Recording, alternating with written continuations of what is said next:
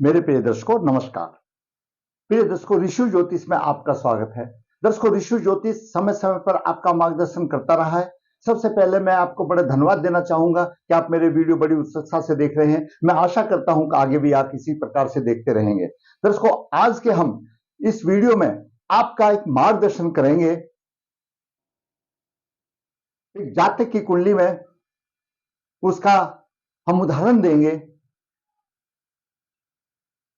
दर्शकों, कुंडली के 12 भाव होते हैं। ये कुंडली के 12 भाव होते हैं। इन 12 भावों में से अलग अलग सबका महत्व है। ये लगन का भाव है। लगन जिसकी कुंडली होती है उसको रिप्रेजेंट करता है। और ये लगन से तीसरे भाव में तीसरा भाव है। इसको सहज का भाव भी बोल देते हैं, पराक्रम का भाव भी बोल देते हैं, और तृतीय भाव तो वैसे ही इसको बोला जाता है। तृतीय भाव साहस, पराक्रम, उद्देश्य की प्राप्ति के लिए करने वाले प्रयास को बताता है कि हम लिखते हैं, पढ़ते हैं, काम करते हैं, हमारा उसके पीछे क्या उद्देश्य है, उसके पीछे हम क्या प्रयास करते हैं, उसका प्रयास को हमारा तृतीय भाव बताता है। किसी भी कार्य को करने के लिए इच्छा शक्ति, बुद्धिमता, साहस आदि की जरूरत पड़ती है। वो हमको ये तृतीय भाव बताता है। तृतीय भाव हमारी यात्राएं, पड़ोसी के साथ संबंध, नजदीकी रिश्तेदार, आधुनिक युग में अपना ज्ञान प्रकट करने की कला भी तीसरे भाव से ही है। क्योंकि दर्शकों, कितना भी जातक बुद्धिमान हो, कितना भी लिखा पढ़ा हो, सबसे पहले उसको अपनी बुद्धिमता प्रकट करने के लिए लेखन शक्ति की आवश्यकता होती है। तो लेखन शक्ति तृतीय भाव है। तृतीय भाव हमारा राइट हैंड है, कान है। तो लेखन शक्ति भी तृतीय भाव है। वो लेखन शक्ति भी चाहिए, तभी हम अपने विचार दूसरे के सामने लिख करके उसको हम प्रस्तुत कर सकते हैं। आर्टिकल्स में जान डालना वो तीसरे भाव का काम है। एक आर्टिकल, एक प्रतियोगी के लिए एक आर्टिकल्स की कितनी महत्वता है वह एक प्रतियोगी ही जानता है। और आज के इस कंपटीशन के जमाने में 0.5 के पर भी बच्चे रह जाते हैं। तृतीय भाव उसका एक मीडिया बनता है।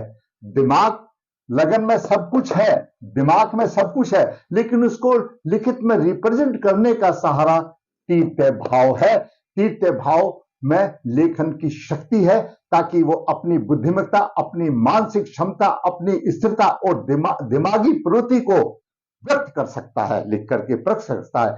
शिक्षा प्राप्ति के लिए किए गए प्रयास व रुझान को तृतीय भाव दर्शाता है। अनुज छोटे भाई बहन को तीसरे भाव दर्शाता है। हाथ कान गला, यश अपयश, माता पिता का कष्ट तृतीय भाव बताता है। दर्शकों, इस तृतीय भाव को उपचय भाव भी बोला गया है। उपचय भाव तो और भी है, लेकिन उपचय का मतलब है इकट्ठा, गैदरिंग करना, इकट्ठा करना। इस तृतीय भाव का कारक मंगल ग्रह है। काल पुरुष की कुंडली में मिथुन राशि और बुध को भी महत्वता दी गई है। इसका विचार करने के लिए तृतीय भाव में कौन सी राशि है, उसका कौन सा स्वामी है, कहां पर स्थित है, किस प्रकार है, मंगल कहां पर है, और मिथुन राशि और बुध का भी विचार करना जरूरी है। तृतीय भाव अगर बलवान नहीं है तो वह ऐसा रहेगा जैसे पेड़ मुरझाया, उसमें कोई पराक्रम की, साहस की कोई उसमें होगी ही नहीं उस जातक में, जिसका कि तृतीय भाव बलवान ना हो। तो तृतीय भाव बलवान होना बहुत ही आवश्यकता है। आगे विचार करते हैं, जातक की कुंडली क्या कहती है। एक पुरुष जातक का जन्म 27 जनवरी 2009 शुक्ल पक्ष 1 मंगलवार नक्षत्र श्रवण 4 में हुआ। जन्म के समय पर मकर लगन उदय हुआ। मकर लगन के 15 अंश है। लगन में चंद्रमा 21 डिग्री लेकर के अस्त है, राहु 15 डिग्री लेकर के, गुरु 11 डिग्री लेकर अस्त है, सूर्य 13 डिग्री लेकर है। द्वितीय भाव में शुक्र 29 डिग्री लेकर के मृत अवस्था में है। सप्तम भाव में कर्क राशि में केतु 15 डिग्री लेकर के विराजमान है। वहीं पर अष्टम भाव में शत्रु राशि में सिंह राशि में लग्ने शनि 27 डिग्री लेकर के विराजमान है। और द्वितीय भाव में धनु राशि में मंगल 29 डिग्री 29 डिग्री लेकर के सूर्य से नजदीक अस्त है। और बुध वहीं पर भी 29 डिग्री लेकर के वक्री। दर्शकों, ये ग्रहों की स्थिति रही। मकर लगन वाले जातक का शरीर प्राय सुगठित नहीं होता। शरीर में वायु तत्व की प्रधानता रहती है। साधारण तौर पर इनका कोई कार्यक्रम निश्चित नहीं होता। ये अपना दोष सुनना पसंद नहीं करते। ये दोष भी गलती भी कर देंगे, लेकिन अपनी गलती सुनना पसंद नहीं करते। साधारण तौर पर इनका दाम्पत्य जीवन इतना मधुर नहीं होता। इनका स्वभाव उग्र होता है, परंतु ग्रहों की स्थिति के अनुसार कुछ परिवर्तन भी आ सकता है। यह मैंने सामान्य तौर पर बताया। अब बात करते हैं सूर्य की। दर्शकों, कुंडली में सूर्य अष्टम भाव का स्वामी, अष्टम भाव का स्वामी सूर्य लगन में है। अष्टम भाव दीर्घ दोने वाला है, दीर्घ दोष देने वाला है। अष्टमेश लगन में हो तो, क्योंकि पराक्रम का इससे सूर्य हमेशा ही पराक्रमी है, सूर्य पराक्रम है, उग्र स्वभाव है। तो लगन में अगर सूर्य हो तो जातक विशेष किस्म से पराक्रमी होगा। और ऐसा पराक्रम के बल पर ऐसा दुस्साहसी भी होगा जिसकी वजह से वो जीवन में कई बार भयानक मुसीबतों को मोल ले लेता है और उनसे कष्ट उठाता है। ऐसे जातक की उन प्रगति के कारण दाम्पत्य जीवन भी असफल ही तकरीबन रहता है। यहां पर सूर्य 13 डिग्री लेकर के है और राहु 15 डिग्री लेकर सूर्य पीड़ित है। सूर्य को ग्रहण लग गया, श्राप मिल गया, शापित कुंडली हो गई, सूर्य और राहु का ग्रहण हो गया, पितृदोष प्रबल बन गया। अब बात करते हैं चंद्रमा की। दर्शकों, चंद्रमा सप्तम भाव का स्वामी है और लगन में है। 21 डिग्री 34 मिनट लेकर के विराजमान है। सूर्य से अस्त है और राहु के भी प्रभाव में है। चंद्रमा भी निष्फल हो गया, मातृश्राप हो गया। उसके बाद बात करते हैं मंगल की। मंगल चतुर्थ भाव का स्वामी है और एकादश भाव का स्वामी है और द्वादश भाव में 29 डिग्री लेकर के यह भी मृत अवस्था में अस्त हो गया, प्रभावहीन हो गया। बात करते हैं बुध। बुध भाग्य भाव का स्वामी है और छठे भाव का स्वामी है। मकर लगन के लिए लग्नेश शनि, पंचमेश शुक्र और भाग्येश बुध, ये 3 अच्छे ग्रह बताए गए हैं। बुध भी द्वादश भाव में चला गया। यहीं पर एक चीज और मैं बता दूं कि किसी भी कुंडली में जब बुध का संबंध द्वादश भाव से हो और वहां पर धनु की राशि हो, तो आप ये मान करके चलिए कि ऐसा जातक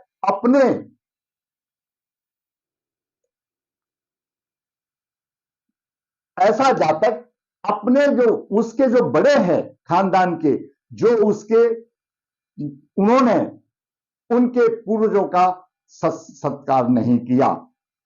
इनके बुजुर्गों ने, ऐसा मानिए जिसकी कुंडली है और जिसमें द्वादश भाव में मीन राशि हो, धनु राशि हो और उसमें बुध का प्रभाव हो, चाहे बुध 12 भाव में और छठे भाव में, तो ऐसा मान के चलिए कि इनके जो बुजुर्ग हैं, बाप दादा, उन्होंने इनके पूर्वजों का संस्कार नहीं किया।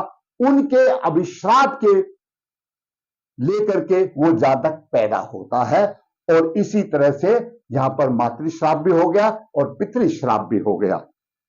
अब बात करते हैं गुरु की। गुरु द्वादश भाव का स्वामी है और तृतीय भाव का स्वामी है। द्वादश भाव पहले से ही पृथाकारक है।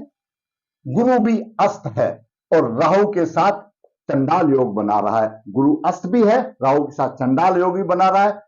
गुरु ब्रह्म है, ब्रह्म शाप लग गया। शापों की कुंडली में कोई कमी नहीं। अब बात करते हैं शुक्र की। शुक्र पंचम भाव का स्वामी है, दसम भाव का स्वामी है और द्वितीय भाव में है।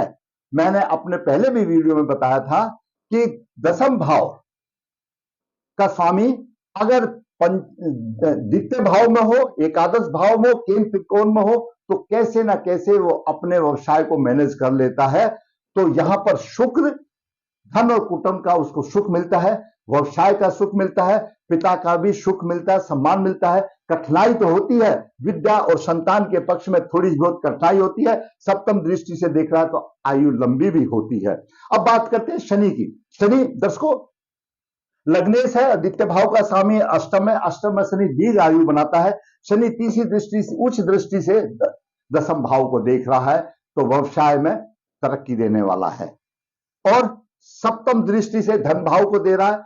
धन की चिंता तो रहेगी लेकिन फिर भी कोई कमी नहीं होगी। और दसम दृष्टि से पंचम भाव को देख रहा है, बुद्धा शिक्षी में सहयोग का योग बनेगा। बात करते हैं राहु की।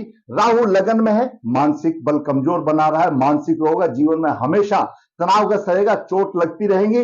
राहु की पंचम दृष्टि शिक्षा और संतान में हानिकारक होगी। सप्तम दृष्टि दांपत्य सुख में परेशानी वाली होगी और नवम दृष्टि भाग्य की हानि करेगी। अब बात करते हैं केतु। केतु सप्तम भाव में है, दांपत्य जीवन में कठिनाई, पति पत्नी को धोखा देने वाला ऐसा जातक होगा और उसको दांपत्य सुख की कमी नहीं, हमेशा दिमाग में तनाव रहेगा। और केतु नवम दृष्टि से तृतीय भाव को देख रहा है, तृतीय भाव की भी हानि होगी। ये मैंने आपको कुंडली का एक साधारण फल बताया, ग्रहों का छोटा छोटा। अब चलते हैं अपने मंजिल की तरफ। हमारा वीडियो है साहस और पराक्रम, मानसिक क्षमता एवं स्थिरता, दिमागी प्रवृत्ति का व्यक्त करना, लेखन शक्ति, ये तृतीय भाव का काम है। शिक्षा प्राप्ति के लिए प्रयास एवं झुकाव, यात्राएं, अनु आदि महत्वपूर्ण विषय, ये सब तृतीय भाव का है। अभी हम तृतीय भाव का विश्लेषण करेंगे और पितृश्राद्ध, हम तृतीय भाव का विश्लेषण करेंगे और पितृश्राद्ध का विश्लेषण करेंगे। दर्शकों इस कुंडली में ये तृतीय भाव है। आपकी लगन की कुंडली कोई भी हो सकती है, ये किसी भी लगन में तृतीय भाव है। इसका स्वामी कहां पर है, आपने अपनी कुंडली में देखना है। भाव का स्वामी कहां है। इस भाव में मीन राशि है, मीन राशि किस तरह से है, भाव कैसा है, भाव का स्वामी कैसा है। यहां पर भाव पर केतु की नवम दृष्टि है, भाव पीड़ित है। भाव का स्वामी गुरु अस्त है, भाव पीड़ित है, भाव पीड़ित है, भाव का स्वामी अस्त है। उसके बाद चलते हैं कारक ग्रह। कारक ग्रह मंगल है, मंगल द्वादश भाव में अस्त है, प्रभावहीन है। अब बात करते हैं, जैसा हमारे पराशर जी कहते हैं, इसके साथ साथ काल पुरुष की कुंडली का भी अध्ययन देखना चाहिए। काल पुरुष की कुंडली में तृतीय भाव में मिथुन राशि आती है। मिथुन राशि छठे भाव में है और बुध मृत अवस्था में है, प्रभावहीन है, यानी यहां पर भी प्रभावहीन है। तो इस तरह से इस जातक की कुंडली में तीसरे भाव भी पीड़ित है, तृतीय भाव का स्वामी गुरु अस्त भी है और राहु से पीड़ित है। राहु गुरु का चंडाल योग बना रहा है, पृथ्वाजनक कारक बन रहा है। अनुज का इसका कोई सहयोग नहीं। इस जब तृतीय भाव का स्वामी अस्त है, राहु चंडाल योग बना रहा है, सूर्य और राहु से पृथ्वाजनक कारक ग्रह से भी प्रभावित है, तो अनुज नहीं मिलने वाला। तृतीय भाव पीड़ित है, लेखन शक्ति, पराक्रम, दिमागी स्थिरता, ये सब उसकी इस तरह से होंगी, वह उसका काम नहीं करेगा, वह अपने आप को रिप्रेजेंट नहीं कर सकेगा, अपने आप बुद्धि का ग्रहण नहीं कर सकेगा, और जो भी ग्रहण किया तो वो उसको रिप्रेजेंट नहीं कर सकेगा, क्योंकि गुरु भी पीड़ित है और कोई शुभ प्रभाव नहीं है। तृतीय भाव पराक्रम, साहस, हाथ कान, छोटे भाई बहन, यात्रा, फेफड़े, खास श्वास नली, यश अपयश, मृत्यु, भाव। अष्टम भाव हमारी मृत्यु का भाव है, तो अष्टम से अष्टम तृतीय भाव पड़ता है, यह भी कष्ट का भाव है। कहने का मतलब यह है, इस संबंधित कुंडली में तीसरा भाव भी पीड़ित है, भाव का स्वामी गुरु अस्त है और राहु और सूर्य से पीड़ित है, पृथ्वाजनक कारक का प्रभाव है। भाव का कारक मंगल भी अस्त है और काल पुरुष कुंडली का विद्यावर देखें तो बुध भी 29 डिग्री मृत अवस्था में है, तो कहीं पर भी गुंजाइश नहीं हो रही। तो इस जातक को आगे पढ़ने में भी दिक्कत आ रही है। क्यों आ रही है कि लगन दिमाग है, लगन शरीर है, लगन सिर है, लगन में चंद्रमा पीड़ित है राहु से, सूर्य भी वहीं पर है। सारे ये सूर्य और राहु का इसमें होना और लग्नेश का अष्टम भाव में होना, तनावग्रस्त होना, ऐसे जातक की शिक्षा में व्यवधान आना, ऐसे जातक की लेखन शक्ति कमजोर होना, ऐसे जातक का अनुज का सहयोग नहीं मिलना, ऐसे जातक की दिमागी स्थिति ठीक नहीं होना, वह अपने आप को पढ़ नहीं सकता, रिप्रेजेंट नहीं कर सकता। अब ये जो प्रभाव मिला उसको पितृशाप मिला। पितृशाप यहां पर बुध धनु है द्वादश भाव में, ये बताता है कि इनके बड़ों ने, इनके दादा ने, पिता ने, इनके कुटुंब वालों ने, इनके पूर्वजों का जो दिवंगत हो गए उनका अतिथि सम्मान नहीं किया। उनके लिए क्या अतिथि सम्मान होता है? अमावस्या निकालना, श्राद्ध निकालना, जो विधिवत कार्य उसके नहीं गए तो उसका दंड इस जातक को भुगतना पड़ रहा है। वह उनका प्रभाव लेकर के आया है, पूर्वजनों के पितरों का प्रभाव लेकर आया है। पितृशाप बन गया, चंद्र राहु का ग्रहण योग बन गया, सूर्य राहु का ग्रहण योग बन गया, गुरु राहु का चंडाल योग बना। शाप की कोई कमी नहीं, ये स्थिति जातक की रही। अब जो लेके आया है कर्म के हिसाब से लेके आया है, चाहे इसके कर्म हो या इनके पूर्वजों के कर्म हो, कर्म के आया है। अब इस कुंडली में हम इस छोटे बालक की, क्योंकि 14 साल की आयु है, आगे इसने बहुत बढ़ना है, तो कुछ ऐसा विचार करें अब इसका कुछ तो रास्ता हो। और है इसमें क्यों 3 ग्रह ऐसे बच रहे हैं, अब वो कमजोर है, अव्यवस्थित है, उनको अव्यवस्थित कर देते हैं तो काम चल जाएगा। कौन से 3 ग्रह? किसी भी कुंडली में लगन का स्वामी, पंचम का स्वामी और भाग्य का स्वामी, ये जो 3 ग्रह हैं ये जातक को ऊपर उठाने वाले हैं। लगन, लग्नेश संचालक है और पंचमेश और नवेश सहायक है। लग्नेश खड्डे में गिरा है, जातक का को शनि का लग्न गले में धारण करना चाहिए। जातक को भाग्यवृद्धि लॉकेट शनि का लग्न, शुक्र का और बुध का गले में धारण करना चाहिए, अंगूठी में नहीं। भाग्यवृद्धि लॉकेट गले में धारण करना चाहिए, पित्त दोष निवारण करना चाहिए। राहु चंद्रमा का जो ग्रहण योग है उसकी शांति करानी चाहिए, राहु सूर्य ग्रहण योग की शांति करानी चाहिए और गुरु राहु चंडाल योग की शांति करानी चाहिए। और गले में शनि का, शुक्र का और बुध का 3 का भाग्यवृद्धि लॉकेट गले में विधिवत धारण करे, जातक को फायदा अवश्य होगा। देखो दर्शकों, हम संवार सकते हैं, बदली नहीं कर सकते। उम्र लेके आया, लंबी उम्र लेके आया, शनि यहां पर है, लंबी उम्र है, तो उस तरह से आप उसके उपाय करके उम्र कट जाएगी। और हमेशा जातक सूर्य को जल दे और सोमवार को शिव जी की आराधना करे, जल अभिषेक करे। मैं कहता हूं उस बालक का भी बेड़ा पार हो जाएगा। बेड़ा पार तो प्रभु करेंगे, हम तो सिर्फ कर्म करने वाले हैं। दर्शकों, मैंने आज इस छोटे से वीडियो में मैंने आपका मार्गदर्शन किया। दर्शकों, आपको पता है मैं हर वीडियो में बताता हूं ऋषि ज्योतिष नर्मदा जी के तट के नजदीक है। यहां पर काल शब्दोष पितृदोष पूजा 19 की जाती है। जिसने भी इच्छुक है, जो इच्छुक है कराना चाहता है करा सकता है, संपर्क कर सकता है। ऋषि ज्योतिष हाथ से पत्रिका लिखता है, जो इच्छुक है लिखाना चाहता है लिख सकता है। ऋषि ज्योतिष कन्या भाव के लिए गुण मिलान की प्रक्रिया बिना किसी शुल्क के अभाव की आसान करने के लिए वर्कशॉप करके बेचता है, जो इच्छुक है फायदा ले सकता है। ऋषि ज्योतिष वास्तु कला में भी पीछे नहीं, वास्तु शास्त्र में पीछे नहीं। जरूरत है आपको सहयोग लेने की।